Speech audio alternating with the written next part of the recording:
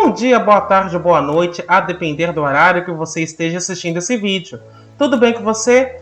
Eu sou o professor Fábio e no vídeo de hoje nós começaremos um estudo a respeito de séries numéricas. Aqui nós abordaremos algumas definições e analisaremos algumas séries específicas, como a série geométrica e a série harmônica. Vamos lá?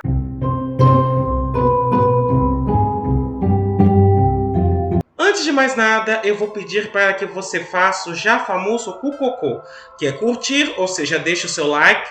Aproveita e faz isso agora que você já não esquece. Comenta, ou seja, utilize a área dos comentários para continuar dialogando comigo, apresentando suas dúvidas e dando sugestões a respeito de outros assuntos que você gostaria que fossem abordados neste canal.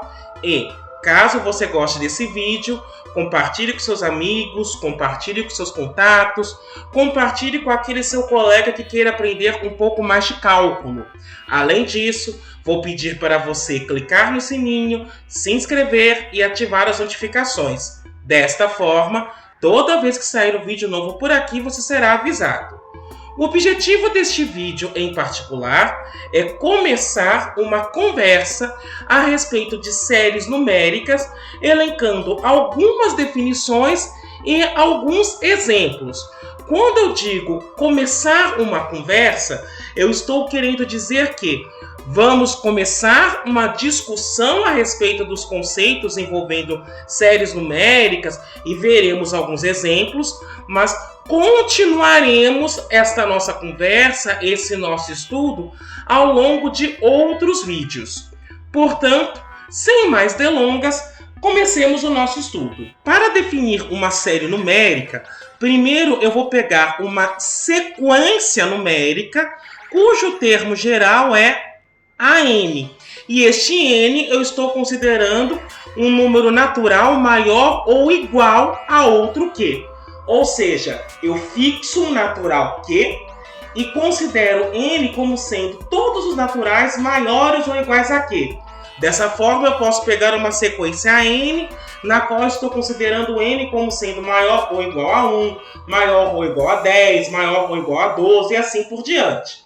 O importante é, eu fixo o natural Q e os índices que vão compor essa sequência são formados por naturais maiores ou iguais a este Q prefixado. A sequência de termo geral SN, dada pela somatória para K indo de Q até N do termo AK, esta sequência eu vou chamar de série numérica associada à sequência AN. Os números AN são denominados termos da série e a expressão AN é o termo geral da série. Para ficar mais claro o que eu estou dizendo, quando eu estou definindo uma série, eu vou definir como somatório, neste caso para K indo de Q até N dos termos AK.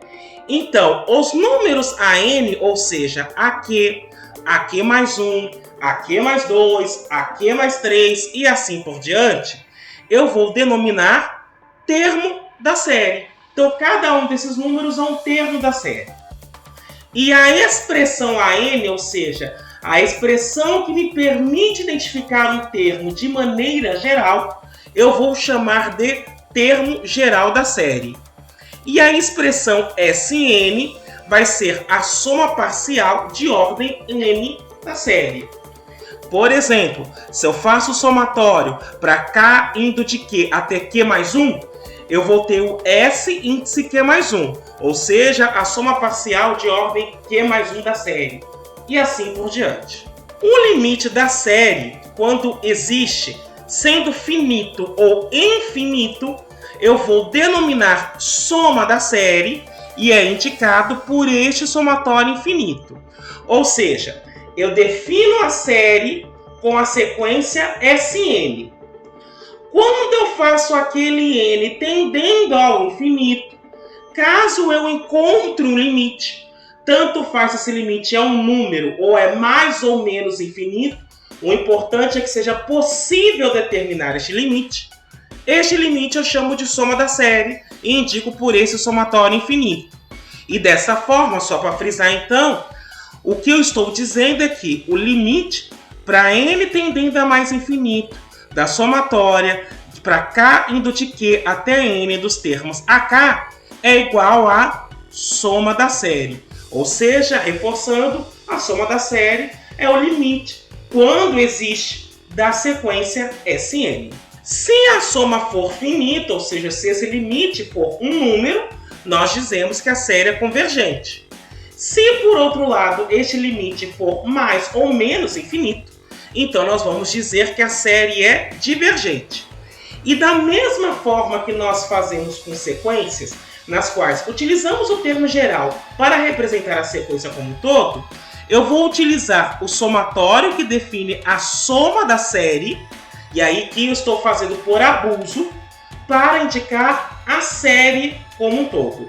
Assim, o somatório para k indo de q até mais infinito dos termos AK, eu vou dizer que é uma série cuja soma parcial de ordem n vai ser o Sn dado por somatório para k indo de q até n dos termos AK, evidentemente considerando este n maior ou igual a q.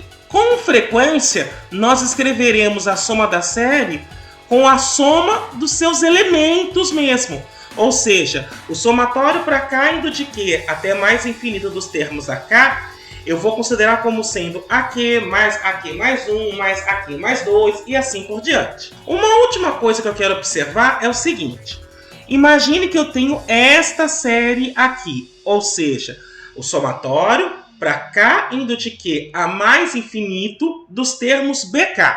Trabalhar com esta série é a mesma coisa que trabalhar com esta aqui, dada pelo somatório para k indo de 0 até mais infinito dos termos AK, onde o AK vai ser B índice K mais Q. Isso para k maior ou igual a 0. Perceba, quando eu considero esta série, o termo A0 vai ser o termo BQ. O termo A1 vai ser o termo B índice Q mais 1. O termo A2 vai ser o termo B índice Q mais 2 e assim por diante. Portanto, somar A0 mais A1 mais A2 é a mesma coisa, neste caso, que somar BQ mais BQ mais 1 mais BQ mais 2 e assim por diante. Desta forma, ao invés de trabalhar com uma série cujo limitante inferior é o natural Q, eu posso transformá-la mudando os índices, de maneira que eu sempre vá ter uma série trabalhando com índices a partir do zero, ou seja, índices considerando todo o conjunto dos naturais. É por esse motivo que, ao invés de construirmos resultados para séries cujo primeiro índice do somatório é um Q natural, nós vamos definir resultados somente para séries cujo primeiro índice do somatório é 0, ou seja, os índices dos termos que compõem a soma vão ser o conjunto de todos os números naturais e na impossibilidade eu começo a partir do menor natural possível. Veja o que eu estou dizendo na impossibilidade. Por exemplo, imagine que eu esteja calculando o somatório dos termos 1 sobre k. Evidentemente, esse termo não é calculado no zero, então eu preciso começar a partir do 1. É isso que eu quero dizer com o menor natural possível para o qual aquele termo esteja definido. Uma vez tendo conceituado isso tudo, vamos demonstrar um primeiro teorema que nos apresenta algumas propriedades de séries. Veja, no item A deste teorema está escrito o seguinte: seja α um real dado. Se o somatório para k indo de 0 até mais infinito de AK for convergente, então o somatório para k indo de 0 até mais infinito de alfa AK também é convergente, e neste caso o que eu estou mostrando, ou melhor, o que eu vou mostrar, é que este alfa pode ser tirado do somatório, mas aqui considerando somente séries convergentes.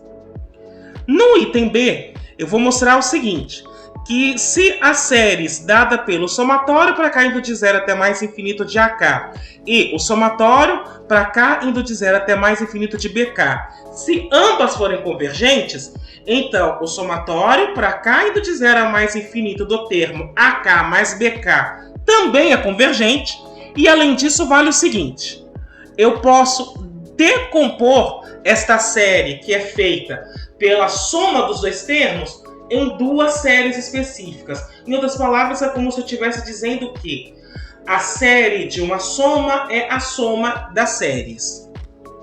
E no item C, nós demonstraremos que o somatório para cá indo de 0 até mais infinito do termo AK será convergente, se e somente se, para todo natural P, o somatório para cá indo de P até mais infinito do termo AK for convergente. E neste caso, nós também mostraremos que para P maior ou igual a 1, você fazer o somatório para cá indo de 0 até mais infinito do termo AK é a mesma coisa que fazer o somatório para cá indo de 0 até o termo P menos 1 de AK, mais o somatório para cá indo de P até mais infinito do termo AK. Então vamos demonstrar isso tudo. Veja, para demonstrarmos o item A, nós vamos considerar a definição da soma da série. Para isso, eu quero observar que,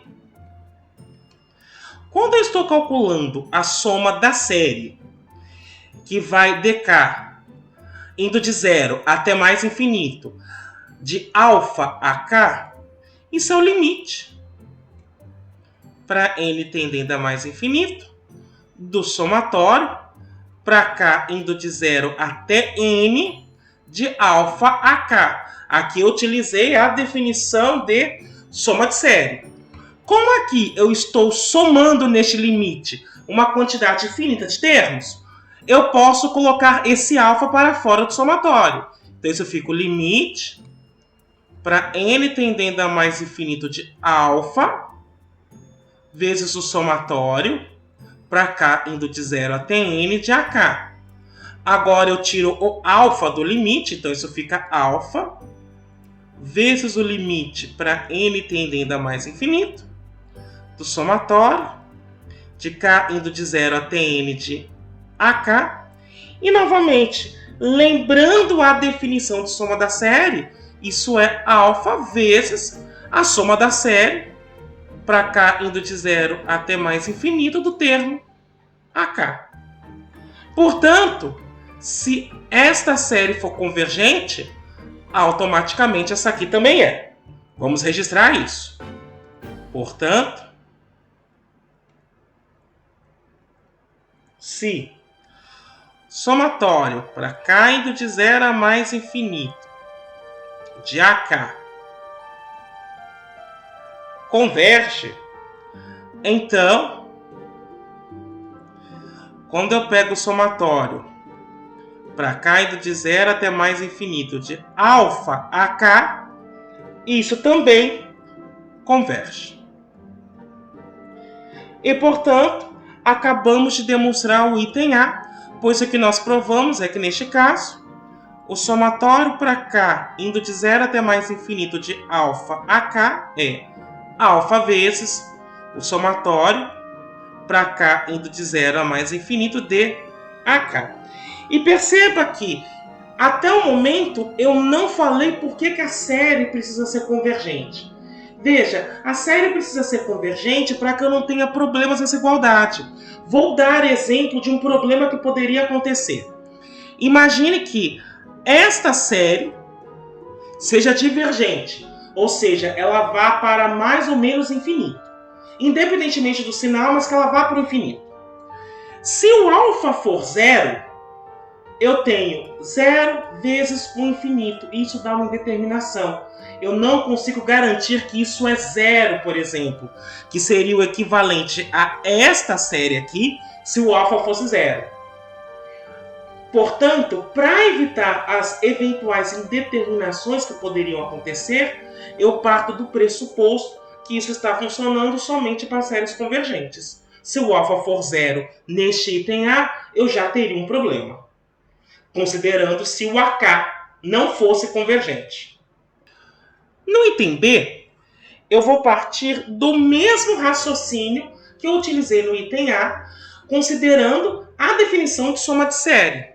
Então, para isso, note que quando eu considero o somatório para k indo de 0 até mais infinito de AK mais BK, isso é o limite para n tendendo a mais infinito do somatório para k indo de 0 até n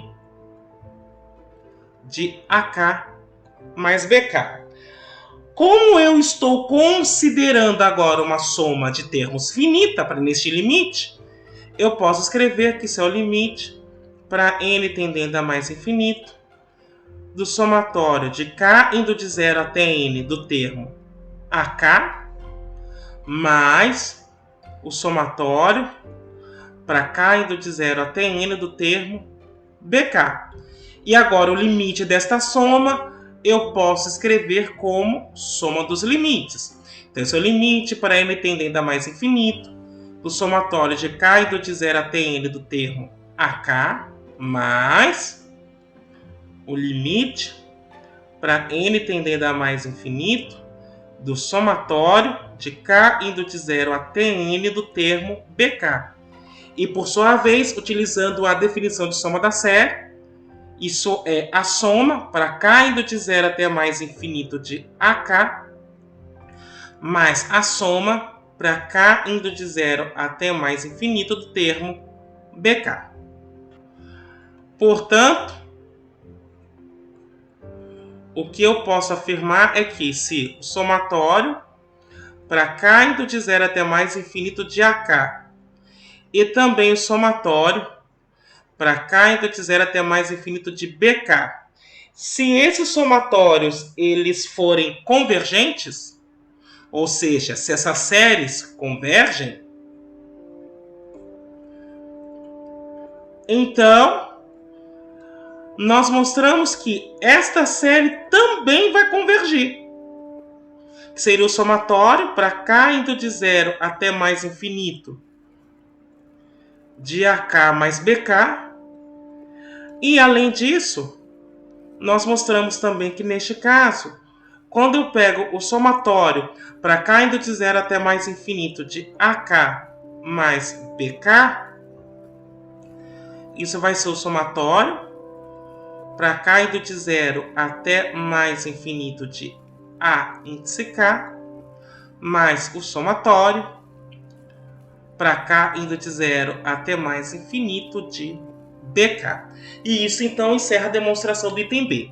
O que eu quero chamar a atenção é que eu estou trabalhando com séries convergentes, o que garante esse resultado. Porque imagine o seguinte, imagine que esta primeira série divergisse para mais infinito e esta segunda para menos infinito. No momento em que eu somasse as duas, eu teria uma indeterminação. Portanto, eu não poderia garantir que infinito subtraído de infinito fosse para zero, o que parece natural aqui. Na realidade, não há como garantir isso neste caso. É por isso que, novamente, que este resultado ele foi apresentado somente considerando as séries convergentes, porque aí eu estou sempre trabalhando com números. E para demonstrar o item C, eu vou observar o seguinte. Para quaisquer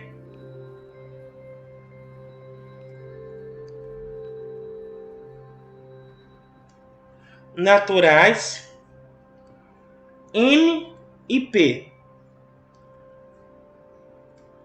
tais que o P é maior ou igual a 1 e o N seja maior ou igual a P, nós temos o seguinte. Eu posso dizer que o somatório para k indo de 0 até n do termo AK, isso vai ser A0 mais A1 mais, eu posso chegar aqui no termo A índice P menos 1 mais AP mais, até chegar no termo a n. Ou seja, eu posso quebrar em duas somas. O somatório para k indo de 0 até p menos 1 de ak, ou seja, eu estou pegando somente esse pedaço da soma, mas agora a segunda parte. O somatório para k indo de p a n do termo ak.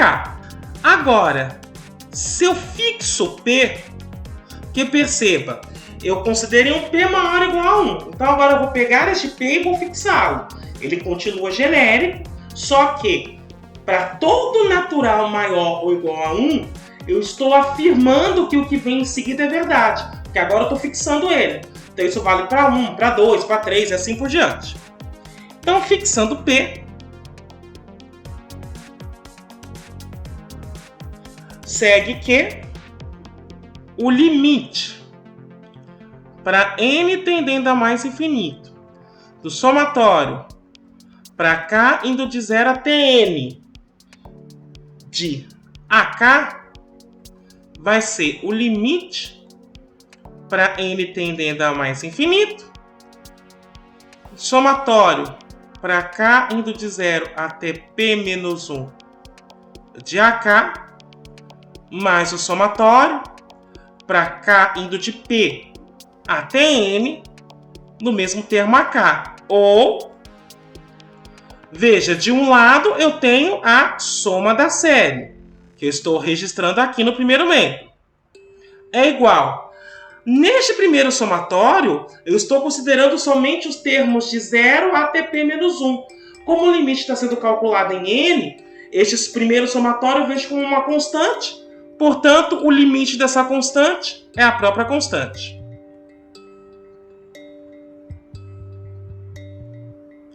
Agora, no outro somatório, eu tenho ali um n como limitante. No momento em que eu faço o n disparar para o infinito, eu estou considerando o somatório dos termos ak, somatório infinito, mas a partir do índice p. Ou seja, o somatório para k indo de p até mais infinito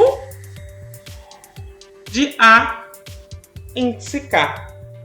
Assim, tendo observado isso, o que eu posso dizer é que o somatório para k indo de 0 até mais infinito de ak, ou seja, aquilo que está no primeiro termo, ele é convergente, ou seja, ele vira um número, se e somente se o somatório para k indo de p até mais infinito do termo ak também for convergente. Porque, veja, se eu pego o primeiro membro, isso é um número mais a soma de uma série. Se essa soma for infinita, então o número mais infinito dá infinito, portanto o primeiro membro seria divergente. Por outro lado, se eu já parto do pressuposto que o primeiro termo é divergente, ou seja, o primeiro membro da equação, melhor dizendo, é divergente, então perceba que a série, o somatório infinito que está no segundo membro, ele vira aquilo que está no primeiro menos uma constante.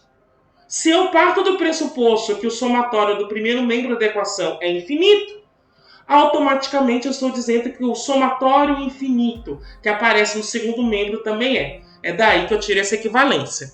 Portanto, quando eu, de fato, constato esta afirmação, eu encerro a demonstração do item C e, consequentemente, a demonstração deste teorema todo. Uma vez que vimos algumas propriedades para séries, vamos dar uma olhada em alguns exemplos. O primeiro exemplo que eu quero observar é a série geométrica. O que eu quero mostrar é que para todo R, tal que um módulo ele esteja entre 0 e 1, segue o seguinte: o somatório para k indo de 0 até mais infinito de R elevado a k vai ser exatamente 1 dividido por 1 menos R. Para demonstrar este fato, eu vou notar o seguinte. Quando eu pego a soma parcial de ordem n dessa série, vai ser o somatório para k indo de 0 até n de R elevado a K. Isso, por sua vez, eu escrevo como R elevado a 0, que é 1, mais R elevado a 1, que é R, mais R ao quadrado. E eu posso fazer essa soma até chegar em R elevado a N. O que nós já observamos, não vou demonstrar aqui, mas vou deixar no alto da tela um card para o vídeo no qual eu mostro este resultado, é que esta soma finita, na realidade, se torna 1 menos R elevado a N mais 1, dividido por 1 menos R. E isso é verdadeiro para R diferente de 0 e R diferente de 1. Perceba que, de acordo com a hipótese, o R tem que ser diferente de 0, porque o módulo dele é maior do que 0, e também tem que ser diferente de 1, porque o módulo dele é menor do que 1, não é menor igual. Portanto, para este R que eu estou considerando nesta série, este resultado é verdadeiro. Ainda, o que eu quero observar é o seguinte. Se o módulo de R está entre 0 e 1, a primeira coisa que eu tenho que notar é que o R não é 0, como já disse. Mas, além disso, o módulo de R é menor do que 1. Logo, o que eu tenho é o R não é 0 e, utilizando uma propriedade de desigualdade modular, o R ele está entre menos 1 e 1. Logo, quando eu calculo a soma da série geométrica, ou seja, o somatório para K indo de 0 até mais infinito de R elevado a K, isso vai ser o limite para N tendendo a mais infinito das somas parciais de ordem N. E aí nós observamos que neste caso, isso vira o limite para N tendendo a mais infinito de 1 menos R elevado a N mais 1 dividido por 1 menos R. Perceba que o único termo que depende de N é este aqui. Como R está entre menos 1 e 1, quando eu faço R elevado a N mais 1, eu estou na seguinte situação. O N mais 1 vai para o infinito, R elevado a algo que tende para o infinito. Quando este R está entre menos 1 e 1, no limite, isso vira 0. Portanto, essa parcela no limite se torna 0. Logo, eu tenho 1 dividido por 1 menos R. Portanto, o que eu acabei de observar é que o somatório para K indo de 0 até mais infinito de R elevado a K é igual a 1 dividido por 1 menos R. E isto encerra a nossa demonstração. Nós, em particular, chamamos essa série de série geométrica porque, no fundo, o que ela acaba representando é a soma infinita dos termos de uma progressão geométrica de razão R, na qual este R está entre menos 1 e 1 e este R é diferente de 0. Daí o nome série geométrica. No exemplo 2, nós analisaremos a série harmônica. A série harmônica é dada pelo somatório para K indo de 0 até mais infinito de 1 sobre K elevado a alfa. E este nome harmônico, ele está muito mais relacionado à série harmônica na música. Ele está relacionado à proporcionalidade dos comprimentos de onda de uma corda que está vibrando.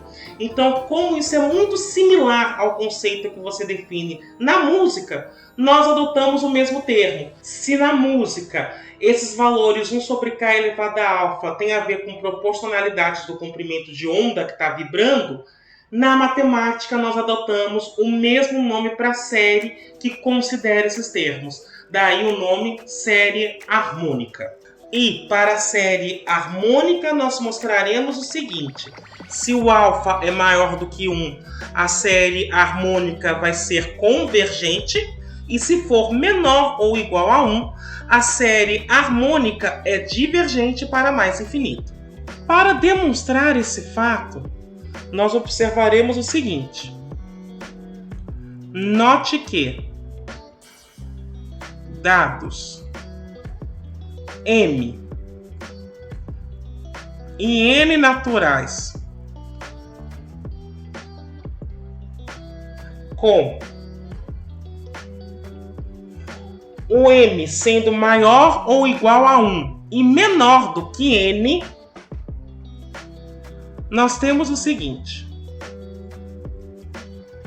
o S índice n vai ser o somatório para cá indo de 1 até m de 1 sobre k elevado a alfa.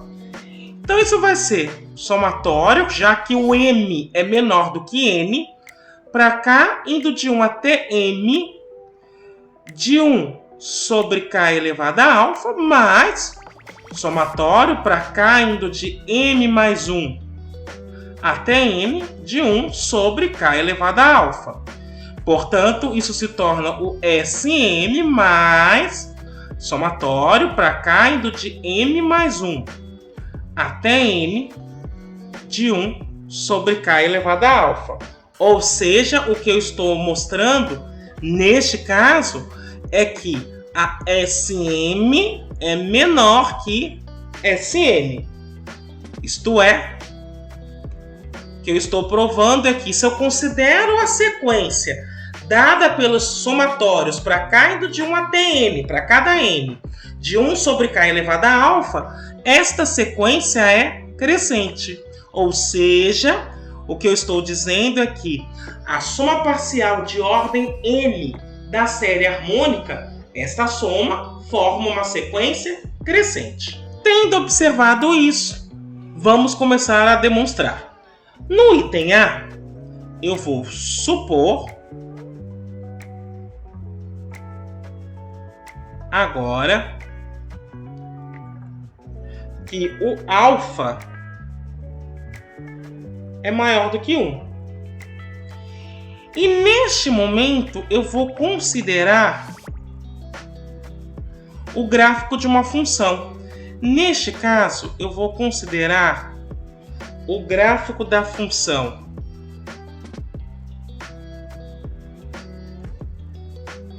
f de x dada por 1 sobre x elevado a alfa, o mesmo alfa que eu estou considerando aqui, só que eu vou considerar apenas para x positivo, ou seja, x maior do que 0. Então, aqui você tem o gráfico da função f de x dada por 1 sobre x elevado a alfa. Estou considerando então o x positivo. E agora eu quero observar o seguinte. Este primeiro retângulo com o lado D, se eu for calcular a área dele, perceba, o comprimento vai de 1 até 2, portanto o comprimento é 1. Mas a altura, como depende deste ponto B que está no gráfico da função, é dada por 1 sobre 2 elevado a alfa. Portanto, essa área fica 1 sobre 2 elevado a alfa vezes 1, que é ele mesmo. Agora, neste próximo retângulo, o comprimento novamente é 1, porque vai de 2 até 3. E a altura, como o ponto está no gráfico da função, agora é 1 sobre 3 elevado a alfa. Portanto, essa área é 1 sobre 3 elevado a alfa. E eu poderia construir um retângulo de área 1 sobre 4 elevado a alfa, outro de área 1 sobre 5 elevado a alfa e assim por diante. O que eu quero observar é o seguinte: se eu somo todas essas áreas, ela vai ser menor do que a área que está abaixo do gráfico da função, delimitada pelo eixo x e ainda delimitada pela reta x igual a 1 e até x igual a n. Por que eu estou falando igual a n? Porque, veja, se eu quisesse somar apenas 1 sobre 2 elevado a alfa, eu pararia, então, na reta x igual a 2. Se eu quero somar 1 sobre 2 elevado a alfa mais 1 sobre 3 elevado a alfa, eu paro na reta x igual a 3. Se eu vou fazer isso até 1 sobre n elevado a alfa, eu paro na reta x igual a n. E perceba que a área que é delimitada pelo gráfico da função 1 sobre x elevado a alfa, o eixo x, a reta x igual a 1 e a reta x igual a n, é a integral desta função, variando de 1 até n. Então eu estou dizendo que 1 sobre 2 elevado a alfa mais 1 sobre 3 elevado a alfa e assim por diante, até chegar em 1 sobre n elevado a alfa, isso é menor ou igual que é a integral de 1 sobre x elevado a alfa, isso indo de 1 até n. Vamos registrar este fato. Assim, o que eu estou observando é que se eu pego a soma parcial de ordem n da série harmônica, isso vai ser 1 mais 1 sobre 2 elevado a alfa, até chegar no termo 1 sobre n elevado a alfa. Por sua vez, ele fica menor ou igual a 1, mas agora eu tenho esta soma, que como nós observamos, fica menor ou igual que a integral de 1 até n de 1 sobre x elevado a alfa dx. E, consequentemente, como à medida que eu deixo o n ir para o infinito, eu estou aumentando a área a ser considerada no cálculo, eu posso dizer que isso fica menor ou igual a 1 mais a integral de 1 até mais infinito de 1 sobre x elevado a alfa dx, porque agora, nesta última integral, eu estou considerando a área toda, a partir da reta x igual a 1, delimitados evidentemente pelo gráfico da função 1 sobre x elevado a alfa e o eixo x. Considero a área infinita toda. Além disso,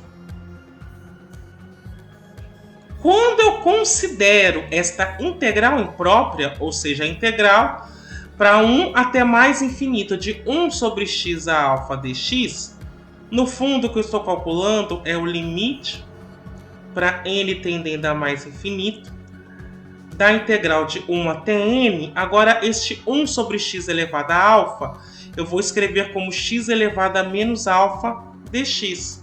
E, portanto, isso vai se tornar o limite para n tendendo a mais infinito de x elevado a menos alfa mais 1 dividido por menos alfa mais 1, isso aplicado de 1 até n. E isso se torna o limite para n tendendo a mais infinito. Veja, vou substituir o n no lugar do x. Então fica n elevado a menos alfa mais 1 ou 1 menos alfa. E no denominador eu vou fazer a mesma inversão, ou seja, 1 menos alfa. Menos, agora eu substituo o x por 1. 1 elevado a menos alfa mais 1 é 1. E o denominador fica 1 menos alfa. Portanto, eu tenho este limite. Agora eu vou observar uma coisa a respeito deste expoente 1 menos alfa. E é o seguinte. Como alfa é maior do que 1, eu posso dizer que 1 menos alfa ele é negativo. Porque perceba, o alfa é maior do que 1, ele é positivo. 1 menos alfa, o que eu estou dizendo é que do 1 eu estou tirando um valor positivo maior do que ele. Logo, o resultado tem que ser negativo. Daí, quando eu estou calculando a integral indo de 1 até mais infinito de 1 sobre x elevado a alfa dx, isso, como nós vimos, é o limite para n tendendo a mais infinito de n elevado a 1 menos alfa dividido por 1 menos alfa menos 1 sobre 1 menos alfa. Agora, perceba, 1 menos alfa é negativo. Portanto, eu posso escrever esse limite assim. Limite para n tendendo a mais infinito de 1 sobre n. 1 menos alfa eu vou escrever como alfa menos 1 vezes 1 menos alfa. E aqui eu vou trocar novamente o sinal deste 1 menos alfa, mas de que maneira? Eu vou colocar o menos em evidência. Então, menos com este menos vira mais 1 sobre alfa menos 1. Agora, alfa menos 1 é positivo. 1 sobre n elevado a algo positivo. Quando o n vai para mais infinito, veja, este n em particular dispara para mais infinito. 1 sobre algo que vai para o infinito dá zero, portanto essa parcela vai para zero.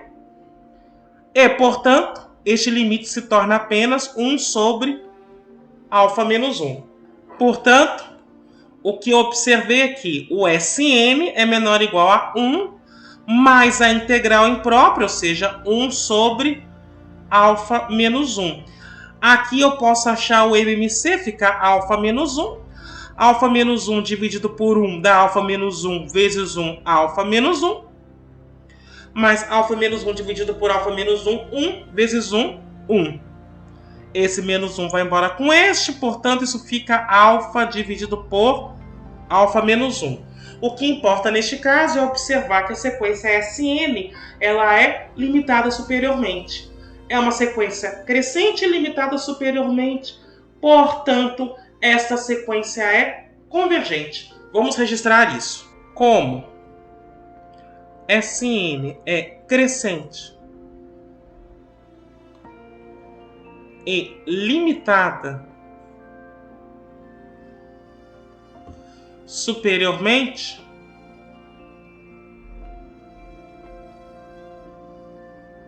então a sequência Sn converge. No entanto, quando eu estou calculando a convergência dessa sequência, eu estou considerando o limite dela para n tendendo a mais infinito. E o limite de Sn, quando o n tende a mais infinito, é a soma da série.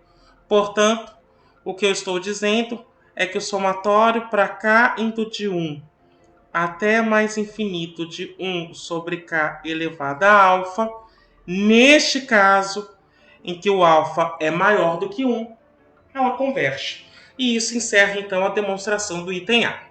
Embora eu não tenha demonstrado o resultado que garante que toda sequência crescente limitada superiormente é convergente, eu vou deixar no alto da tela um card para o vídeo no qual eu demonstro este resultado. Aqui eu apenas utilizei.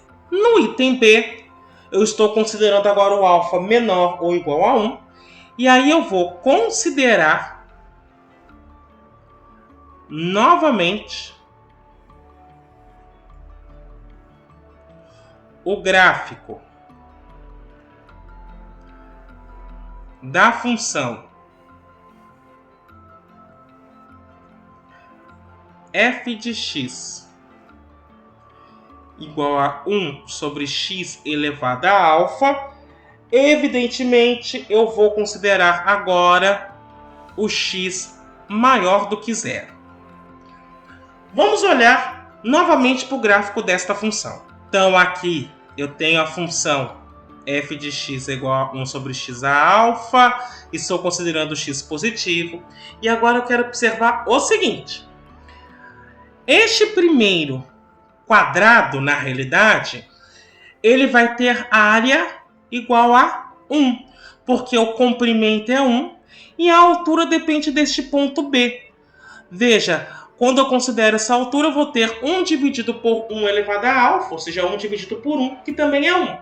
Logo, na realidade, o que eu tenho aqui não é um retângulo, mas é um quadrado com área 1. Agora, este retângulo, perceba que o comprimento novamente é 1, mas a altura, como depende desse ponto E, vai ser 1 sobre 2 elevado a alfa. Portanto, esta área é 1 sobre 2 elevado a alfa. Novamente, eu posso construir um retângulo aqui, que vai do 3 até o 4. E aí, este retângulo, agora, ele vai ter comprimento 1, altura 1 sobre 3 elevado a alfa, portanto, a área é 1 sobre 3 elevado a alfa. E de maneira similar ao que nós fizemos no item anterior, perceba que eu posso considerar a soma de todas essas figuras. Então, eu vou somar 1, mais 1 sobre 2 elevado a alfa, mais 1 sobre 3 elevado a alfa, até chegar em 1 sobre n elevado a alfa. Só que agora, esta área, considerando esse somatório todo, ela vai ser maior do que a integral de 1, neste caso até n mais 1, da função 1 sobre x elevado a alfa. E como é que eu sei que de fato agora não é de 1 até n, mas vai de 1 até n mais 1? Porque perceba, se eu quero a área 1, no fundo, o lado que eu estou considerando para a figura termina em 2. Se eu quero somar 1 mais 1 sobre 2 elevado a alfa, eu começo em 1, mas a figura termina em 3. Se eu quero somar 1 mais 1 sobre 2 elevado a alfa mais 1 sobre 3 elevado a alfa, eu começo em 1, mas na realidade eu termino em 4. Por isso que eu sei que na realidade a minha integral vai parar em n mais 1. Vamos registrar isso tudo. Daí, quando eu considero a soma parcial de ordem n desta série, novamente isso é 1 mais 1 sobre 2 elevado a alfa, até chegar em 1 sobre n elevado a alfa, e isso fica maior que a integral de 1 até n mais 1 de 1 sobre x elevado a alfa dx. Agora,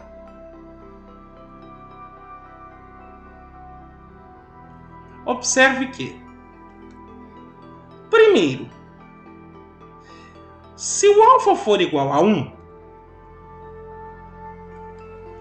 se eu calculo a área toda, ou seja, eu faço de 1 em diante, o que acontece é o seguinte: quando eu calculo esta integral imprópria, ou seja, a integral de 1 até mais infinito de 1 sobre x elevado a alfa dx, se o alfa é 1, isso vira a integral para 1 indo até mais infinito de 1 sobre x dx.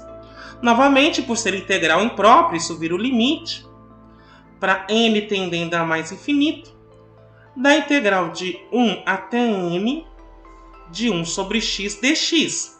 A integral de 1 sobre x é ln de x, então fica-se o limite para n tendendo a mais infinito de ln de x aplicado de 1 até n.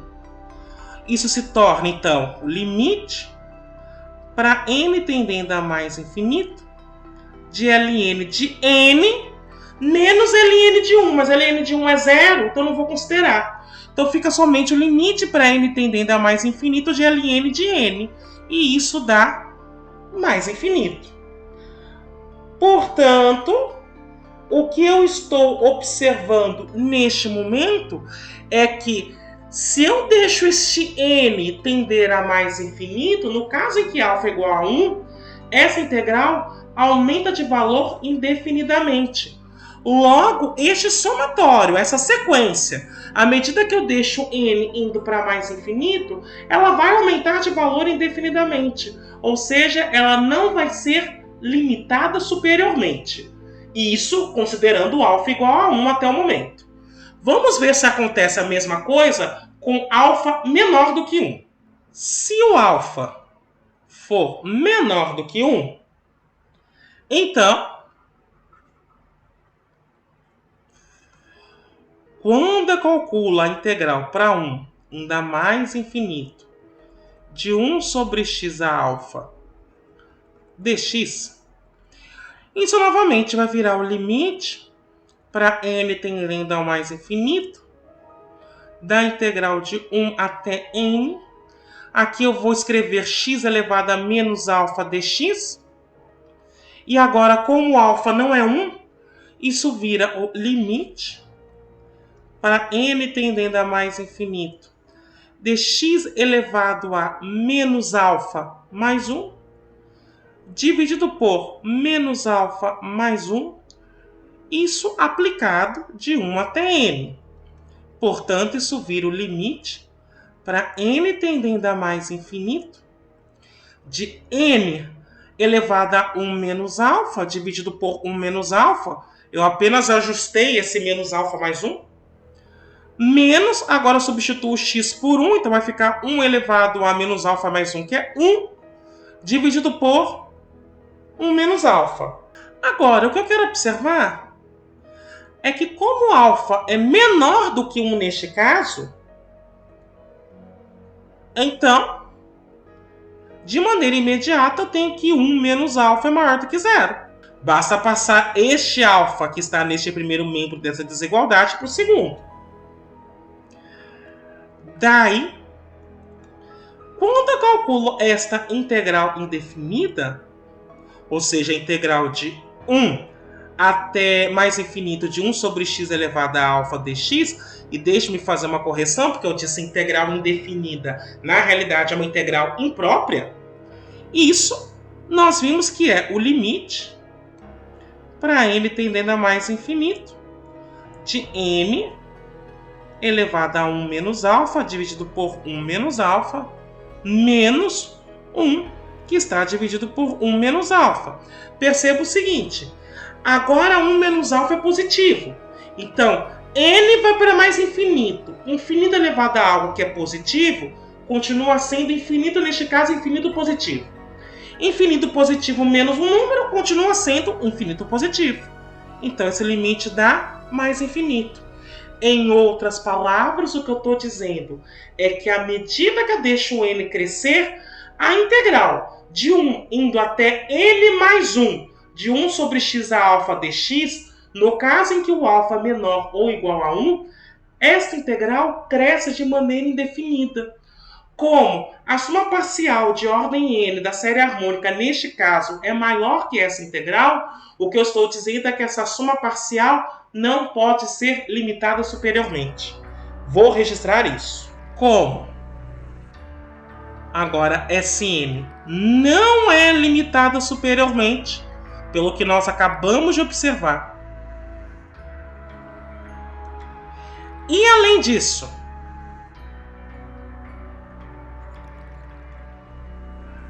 ela é crescente.